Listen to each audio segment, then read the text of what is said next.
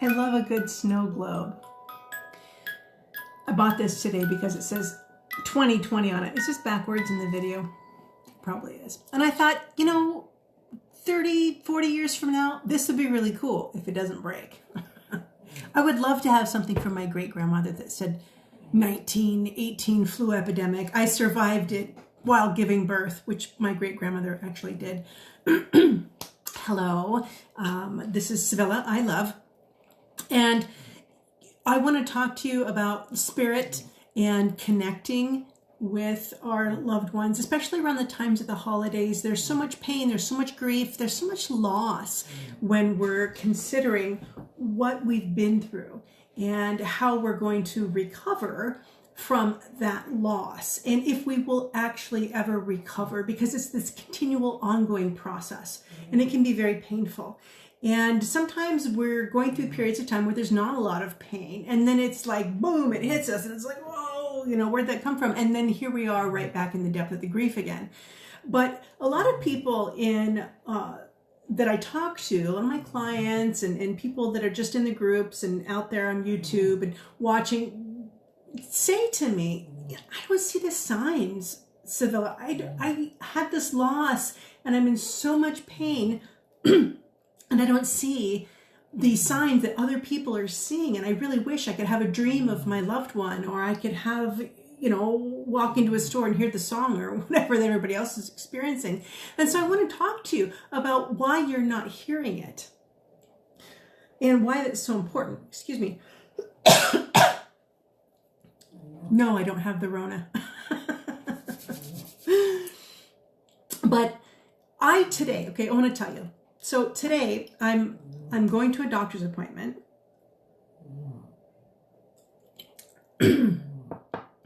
And I walk into the doctor's appointment and I'm a little bit nervous because I've had a potential cancer risk.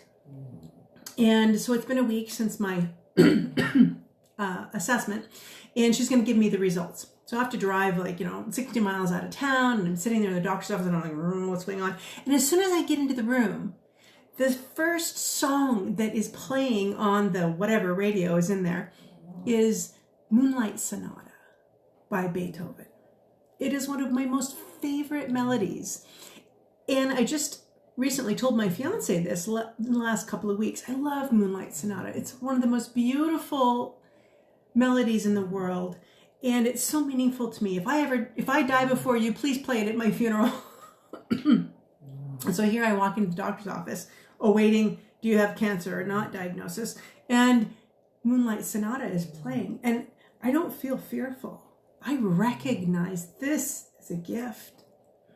This is a gift given to me by my beloveds on the other side, my late husband, my mom, my dad, my grandparents, my friends, all of them as a collective whole. I don't know, but it was a gift, my beloved angel guides, to let me know that everything's going to be okay one way or the other. This was before the doctor talks to me. The doctor sits down 10 minutes later, 15 minutes later, and says, you're cancer free, it's okay.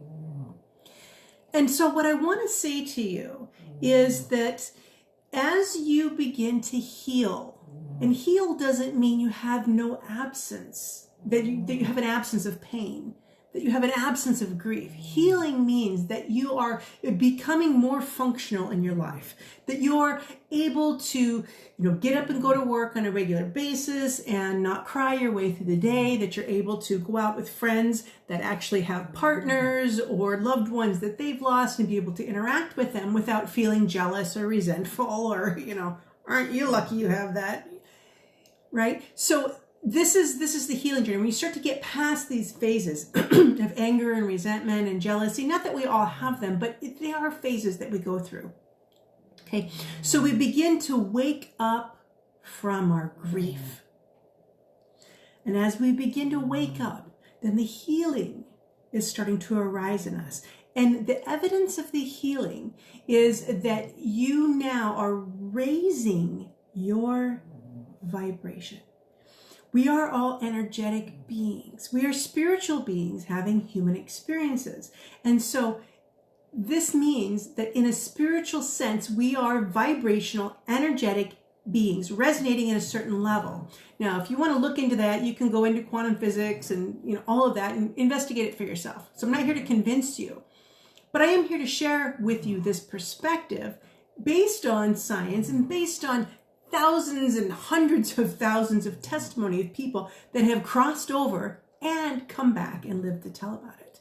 And that I'm also a spiritual intuitive and a developing spiritual medium, and that I've been working with people in a healing capacity for over 20 years, for my whole life, as a matter of fact.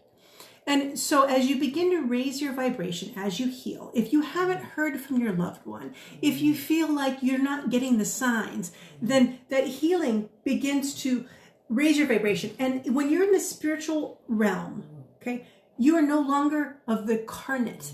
You no longer have a physical body. In order to maintain this form, this dense physical form, the vibration has to be at a certain specific level. And then as we begin to transcend that and then leave the body, we're resonating then at a higher level. So now what I understand in my learning as a spiritual medium, that when I'm connecting with spirit, I'm expanding my own vibrational field so that spirit then can step in to be able to communicate with me, with their loved ones, and be able to give me signs, information, messages. And so this is me raising my vibration to meet theirs, not them coming back down to mine. So this is really important for you to hear. I'm rising my vibration so they can come in and connect with me. This is when I do my spiritual mediumship. And so what that means for you, if you don't feel like you're hearing from your loved ones on the other side, is that as you heal, then you start to become more aware of yourself as a spiritual being, and that you're not bound by the pain, that you're not bound by the suffering and the connection to this physical world, because that person is not dead. They're not dead. They've merely transformed. They've merely departed from a physical form, but the person that you loved still exists. They still exist. You just can't touch them anymore. And yes, one day you're going to be able to meld with them and connect with them and all that stuff when you've left your physical body, but you're still here. So when you want to connect with them, this is how you can do that. And by paying attention to your healing, knowing that this will then invite in that your loved ones on the other side to be able to come to connect with you in dreams, to be able to receive signs from them. And I love to tell the story of the woman that had been grieving the loss of her son, and it had been over a year. She hadn't left the house. She'd been extremely depressed. Finally, she was drawn out from the house during Christmas. She was Jewish, but she was going to go wrap some presents just to volunteer, get herself out of her headspace for a little while. And she prayed before she left the house. And she said, please, please, please, my beloved son, if you're still out there, if you still exist, give me a sign tonight. Please give me a sign. Let me know you still exist. So she goes to wrap Christmas presents. This lovely Jewish woman, she's wrapping her presents all night. At the end of the evening, she's very sad, and someone walks up to her and says, why are you so sad? This has been a really jolly evening. And she said, well, to tell you the truth, my son died over a year ago, and I prayed for him to give me a sign tonight to let me know that he still exists. And I didn't hear from him, and I'm so sad. And they said, well, what was the sign that you asked for? And she said, well, I asked that he would show me the hand of David. And the person opened their eyes and they went, you mean the one behind you on the wall that you've been sitting next to all evening?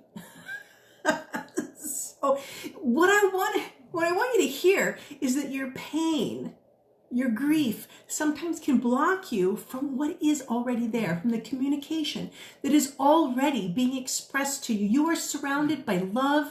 You are surrounded by the caring and the intention of the loved one or loved ones that have departed this earth. You're never alone. But like a one-way mirror, if you're not looking in the right direction, you're not going to see. You're not going to see, okay?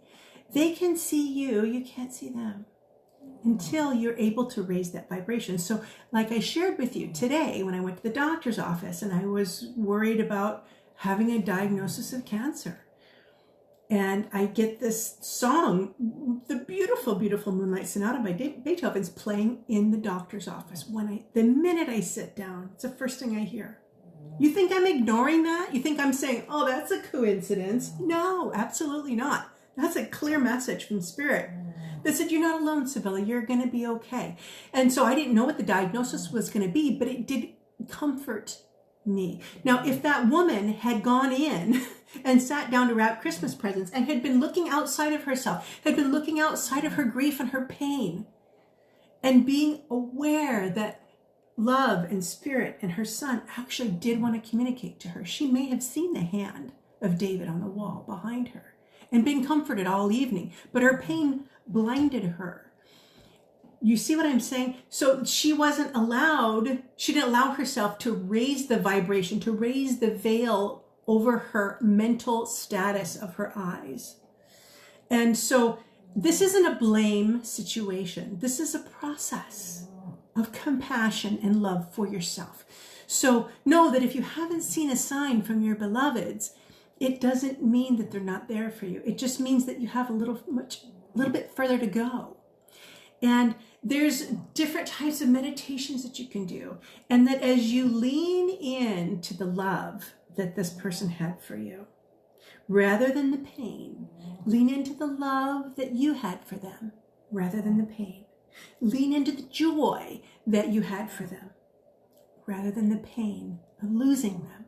Because they know that they haven't lost you. They know it's going to be a blink of an eye before they see you again. But because you're still in a carnate state, that you are going to be in this timeline of human existence, it's going to feel like it takes a long time before you can connect with them again. But for them, they are in the awareness. They are in this one everlasting moment, without time, without space, that they know it will be but a blink of an eye before they see you again. And so when you can calm yourself and get into that state where you are free of time, where you're free of your pain and free of the judgment of yourself, free of the judgment of whether or not you should or shouldn't or shoulda or coulda or woulda, or all of those things, those are all physical, moral, and egotistical attachments, which are limited to this physical world and this physical world alone, which is why our loved ones, when they leave it, they're no longer attached to it, which is why they can still be there for us. And why a lot of times we can't see them, because we're attached so much to the physical world. So as you're able to, and this is a great time to do it, when you're going to sleep at night and you start to get into this, there's an alpha state, there's a delta state, there's a beta state. And so really what you want to do is, like, when you're waking up in the morning, you're kind of in this delta state where you're like, okay, I'm kind of in between dream state and waking. And it's this medium world where you are able then to be free of thought. It's before your brain starts churning and judging and planning for the day and worrying about this and grieving over that. It's this empty space in your mind. And so when you wake up in the morning is a good time to do this, to lay back and breathe into that moment and to breathe it out and to just be open and to practice that. It doesn't mean they're going to come and be like, hey, what's up in that moment, but you are beginning to practice being in this infinite moment of being. And the infinite moment of being is the spiritual state, because it has no time. It has no limits. The limits are imposed upon us as physical beings. They're an illusion and they're temporary. And our loved ones on the other side know that. So allow yourself to breathe into that and practice that on a daily basis when you're in that delta state, when you wake up in the morning. And if you can do that before you go to sleep at night, just to also breathe into that and allow that present moment to be, and allow that invite them to come in, to say, I invite you to come in, to visit me. I invite you to be with me. And you may be surprised that as you continue to practice this moment, and you have to allow yourself to be free of the judgment, okay, that couldn't happen, or, let all that go. Allow yourself to be in a state of belief just for a little while. Just allow it. And then see what happens, because you may be surprised and have a dream. You may be surprised and feel a presence around you and know that that's real. I met with a client the other day, and before I met with the client, I oftentimes will connect with their loved ones just energetically on the other side. I work exclusively with grief and loss. And so I kind of connect with their loved ones on the other side and invite them to come in and help support me in whatever I may be able to help that client with in that time for their healing. It's kind of like a family session.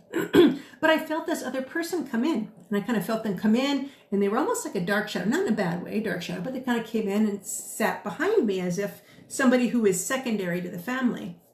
And I thought, that's interesting.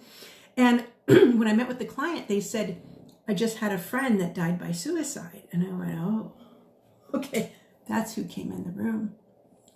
So I didn't know who the person was.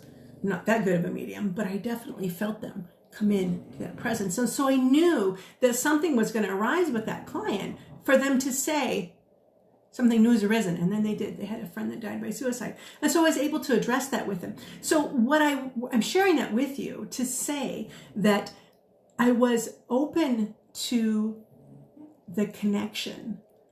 I was open to recognizing what I felt rather than judging it. And this is where a lot of us go wrong. We feel something and we judge it to be wrong. We say it's a coincidence. We say that couldn't be. We say, a lot of things can line up and happen. And we poo-poo it away. And we miss. And our loved ones on the other side are going, come on, woman, I'm trying, I'm trying over here and you're missing it. Because they can't just come to us. Otherwise we walk around seeing spirits all the time. There's these interdimensions of existence, and we're in a very dense physical form of existence. And so in order to see them, we have to begin to raise our awareness. And as we do this, we also raise our progression as spiritual beings, having this human experience. This is why we're here. We don't come here to live, procreate, and die. We come here to learn. We come here to advance. We come here to become better by acquiring these spiritual attributes. Because it's so difficult here in the physical world, because there's such powerful polarities of good and evil, negatives and positives, all of that, we have this constant struggle of choice. And so what it does is it builds our spiritual muscles.